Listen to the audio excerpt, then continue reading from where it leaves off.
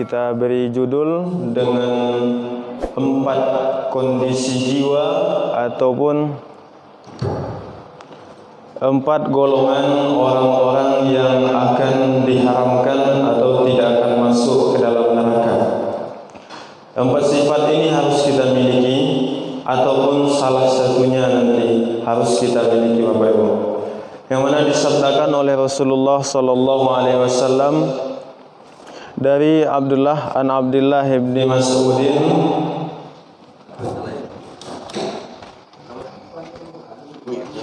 an Ibn Mas'udin radhiyallahu anhu qala Rasulullah sallallahu alaihi wasallam ala ukhbirukum biman tuhramu alaihi an-nar aw yuharrimu an-nar alaihi qala kullu hayyinin layyinin qaribin sahlin. Hadis riwayat At-Tirmizi. Dari Abdullah ibnu Mas'ud radhiyallahu anhu, semoga Allah merahmatinya, Rasulullah sallallahu alaihi wasallam bersabda kepada para sahabat dengan cara bertanya kepada para sahabat. Jadi Bapak Ibu, Rasulullah itu dalam mentarbiyah, dalam mengajari para sahabat, beliau senantiasa memulai dengan pertanyaan agar kesannya tidak terlalu menggurui. Itu Rasulullah. Jadi Rasulullah bertanya kepada para sahabat, apakah kamu mau ataupun tahukah kamu siapa orang-orang yang diharamkan masuk ke dalam neraka? Sehingga para sahabat menjawab, mau ya Rasulullah, siapakah itu orang yang diharamkan atau orang yang tidak akan masuk neraka? Kata Rasulullah, yang pertama adalah hayyinin, adalah orang yang tidak mudah mencaci. Yang kedua, layyinin, orang yang lembut. Qaribin, orang yang dekat ataupun orang yang akrab. Sahlin, orang yang senantiasa menyukai kemudahan ataupun memudahkan urusan orang lain. Nah, mungkin yang 4 ini akan kita sampaikan dalam waktu lebih kurang 7 menit ini. Yang pertama, hayyinin. Bapak dan Ibu, hayyinin ini adalah sifat ataupun keadaan jiwa seseorang yang dimilikinya itu dia tidak mudah mencaci apabila melihat hal-hal yang barangkali tidak sesuai dengan yang ia rencanakan. Karena di dalam Al-Quran surah Al-Furqan ayat 63 dijelaskan, wa ibadur rahman allazi yamsuna fil ardi haunan. Jadi hayyin ini diambil dari kata hauna ini, yakni tidak mudah mencaci, atau para ulama mengatakan kalau hayyin ini setidaknya ada 3 kategori. Yang mana yang pertama tidak mudah mencaci, tidak mudah marah, dan yang ketiga tidak mudah menyalahkan. Jadi ini yang perlu kita miliki Bapak Ibu, hayyin, tidak mudah menyalahkan orang lain. Barangkali kita lihat sesuatu itu tidak sesuai dengan yang kita inginkan, maka kita tidak mudah menyalahkan orang tersebut. Tapi orang yang hayyin ini, dia akan senantiasa berusaha untuk berkata dengan lembut, berkata dengan baik. Ada kalanya sesuatu itu tidak disukai, dia pasti memilih kata-kata yang sifatnya tidak akan menjatuhkan orang lain atau membuat sakit hati orang lain.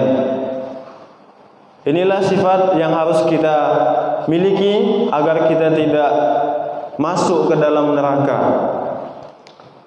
Bapak dan Ibu jamaah salat subuh yang berbahagia, ada sebuah kisah yang mana seorang yang baru mengenal agama, pada saat itu dia berada di kalangan mayoritas muslim, di lingkungan orang Islam.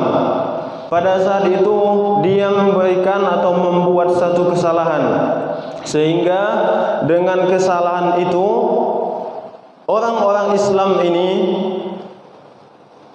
marah kepadanya sehingga dia terpukul dan tidak merasa senang di kalangan orang Islam tersebut. Padahal ini konteksnya adalah umat muslim.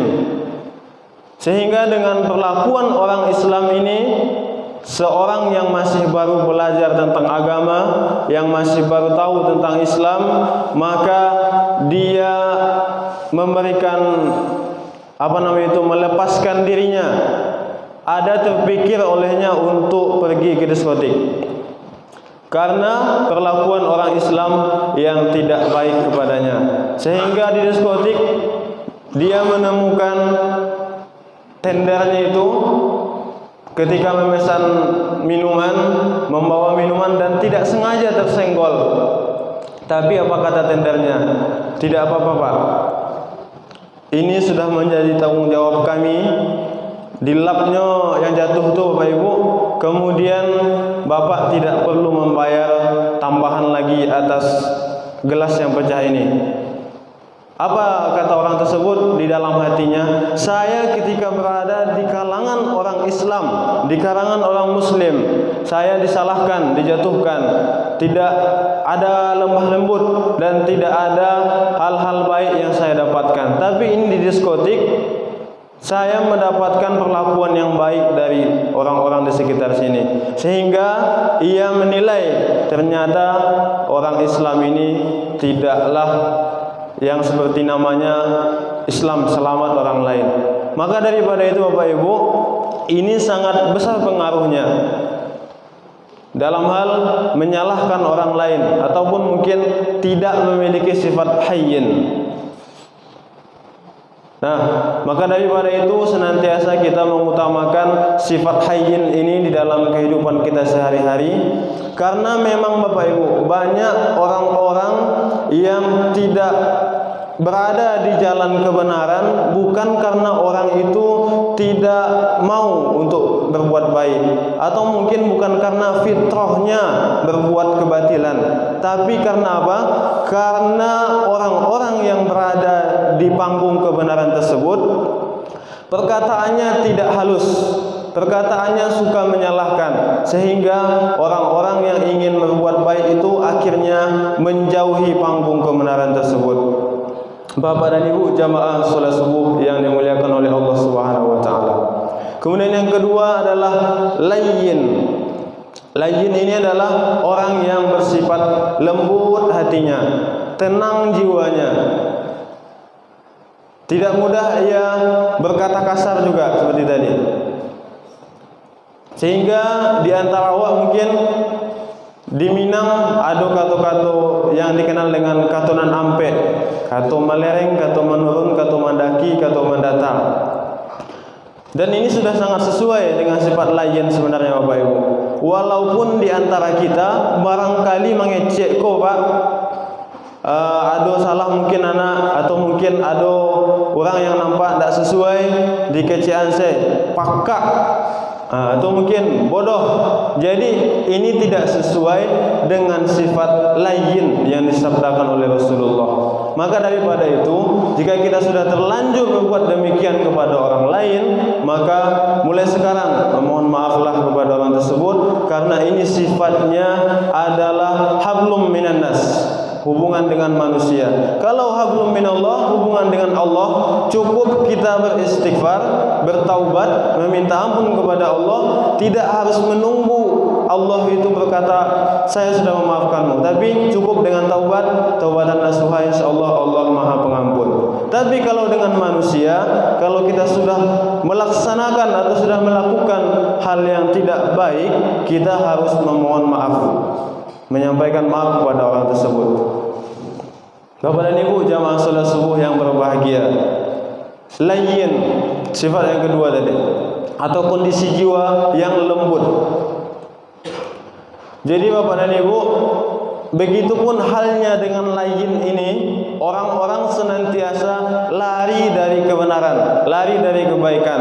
Barangkali di antara masyarakat kita ada yang tersinggung mungkin ketika rapat, ketika musyawarah, dan kecewa atas sifat ataupun kata-kata yang terlalu kasar mungkin.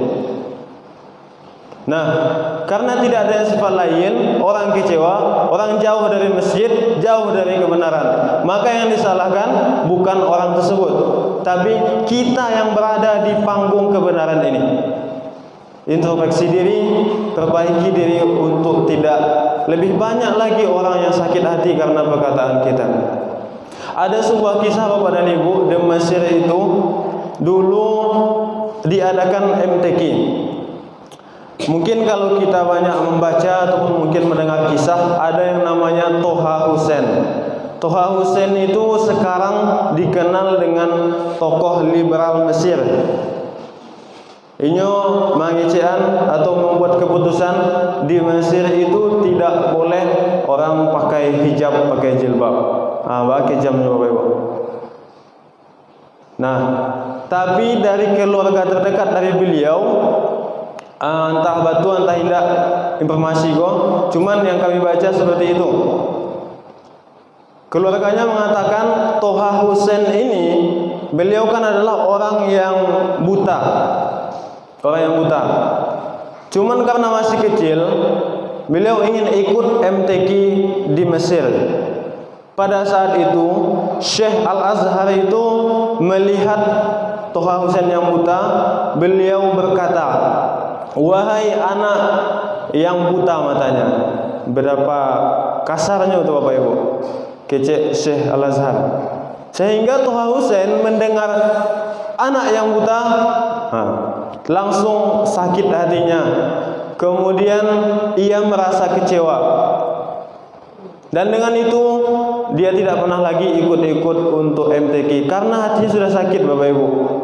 Bahkan dia menilai ini di lingkungan orang Islam, tapi perkataannya kasar. Nah, dan nauzubillahnya Toha Hussein besar mendapat peluang untuk belajar di Prancis. Nah, dengan itu dia sekarang sudah jadi tokoh liberal. Padahal waktu kecilnya dia adalah anak yang baik. Saking baiknya dia ikut MTQ nasional. Akibatnya dari apa tadi Bapak Ibu? Sebabnya dari apa? Dari perkataan saja yang membuat orang jauh dari kebenaran. Bapak dan Ibu jamaah salat subuh yang dimuliakan oleh Allah, singkat saja. Yang ketiga adalah qaribin. Qarib ini adalah sering kita kenal dengan akrab ataupun dekat. Orang yang qarib ini senantiasa tawadu. Karena kalau dia tidak tawadu di suatu masyarakat, orang ini susah untuk bersosialisasi, berkenalan dengan orang lain karena dia selalu merasa tinggi. Tapi kalau sudah tawadu, qarib, senantiasa dekat, senantiasa dia dekat kepada orang lain itu, berkenalan dengan baik, berhubungan dengan baik. Maka itu yang perlu kita jaga, perlu kita pupuk dengan baik, silaturahmi di antara kita. Kemudian yang keempat adalah sahlin. Sahlin ini adalah sahal, mudah. Orang yang sahlin, dia senantiasa moto hidupnya itu menyenangkan orang lain ataupun memudahkan orang lain. Karena dia berpikir kalau orang lain sudah dimudahkan, maka kita juga nanti urusannya akan dimudahkan oleh Allah Subhanahu wa taala. Seperti itu orang sahlin. Sehingga ulama yang terdahulu itu mengatakan kun nahron wala takun fi'ron. Jadilah kamu sungai, jangan kamu jadi sumur, kata ulama terdahulu. Kenapa jadi sungai Bapak Ibu? Di sungai itu yang pertama, kalau kita ke sungai, kita tidak perlu membawa timba, tidak perlu membawa gayung, karena sungainya memang luas. Bahkan orang nanti galak orang cilik awak kalau awak bawa timba ke sungai. Nah, kalau di sumur kita harus berusaha masukkan ember ke dalam pakai tali, tarik dan segala macam, baru dapat kita pergunakan manfaatnya. Kira-kira seperti itu perbandingannya. Dan di sungai juga bisa memancing Bapak Ibu. Orang yang pergi memancing kemana? Pergi ke sungai memancing. Tapi di sumur tidak mungkin kita memancing. Jadi manfaatnya besar. Intinya Bapak Ibu, kita harus senantiasa memudahkan urusan orang lain. lain, dan senantiasa anfa'uhum linnas, senantiasa menjadi manfaat dan saling memberi manfaat di antara manusia. Mungkin itu yang dapat kami sampaikan. Semoga kita semua memiliki kondisi jiwa hayyinin layyinin qaribin sahlin, keadaan yang tidak mudah mencaci ataupun tawadu. Kemudian layyinin adalah lembut dalam berkata, memilih kata-kata ketika ingin berucap, sebisanya kata-kata itu kata-kata yang tidak menyinggung orang lain.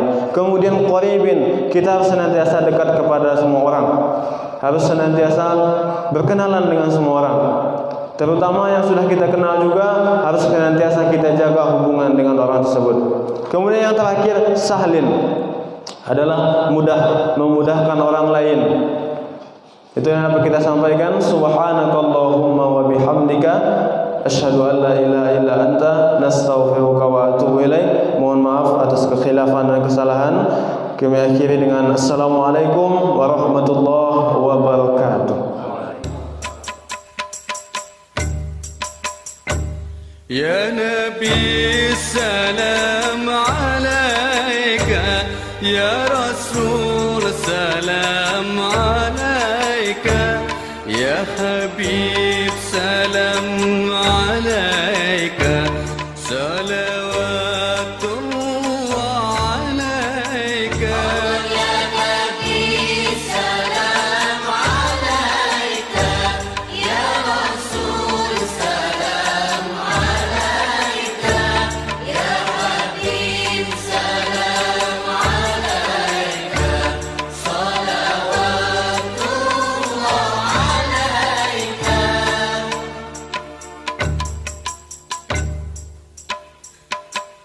أشرق البدر علينا فاختفت منه البدور مثل حسنك ما رأينا قط يا